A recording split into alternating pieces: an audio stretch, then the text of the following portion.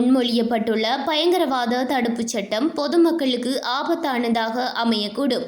இது சம்பந்தமாக பாராளுமன்றத்திலும் பல விவாதங்கள் நடைபெறுகின்றது. இந்த சட்டம் சமூக செயற்பாட்டாளர்களுக்கு அச்சுறுத்தலாக அமைந்துள்ளது. சமூக நல்லிணக்கத்தை வலியுறுத்தும் இந்த அரசாங்கம் இந்த சட்டத்தை மீள்பரிசீலனை செய்ய வேண்டும் என்றும், மின்சார கட்டண அதிகரிப்பு மக்கள் மீது கூடுதல் பொருளாதார சுமையை ஏற்படுத்தியுள்ளது என்றும் காரைதீவு பிரதேச சபை தவிசாளர் எஸ். பாஸ்கரன் தெரிவித்துள்ளார்.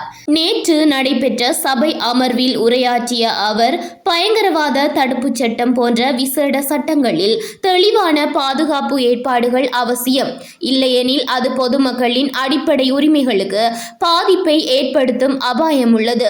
மேலும் கடந்த காலங்களில் அதிக லாபம் ஈட்டும் சபையாக இயங்கும் இலங்கை மின்சார சபை மின்சார கட்டணத்தை அதிகரிக்க முனைவது ஏற்கனவே பொருளாதார நெருக்கடியில் உள்ள மக்களுக்கு கடும் சுமையாக மாறியுள்ளதாகவும் அவர் குறிப்பிட்டார். இன்றைய பொருளாதார சூழலில் மக்கள் வாழ்க்கை செலவினை சமாளிக்க முடியாமல் தவிக்கின்றனர். இந்நிலையில் மின் கட்டண உயர்வு சிறு மற்றும் நடுத்தர வர்த்தகர்களுக்கும் குறைந்த வருமான குடும்பங்களுக்கும் நேரடி பாதிப்பை ஏற்படுத்துகின்றது எனவும் அவர் தெரிவித்தார். அத்தியாவசிய சேவைகளின் கட்டண உயர்வுகள் குறித்து அரசு மறுபரிசீலனை செய்ய வேண்டிய அவசியம் உள்ளதாகவும், மக்களின் வாழ்வாதாரத்தை முன்னிருப்பில் வைத்து தீர்மானங்கள் எடுக்கப்பட வேண்டும் என்றும் தவிசாளர் வலியுறுத்தினார்.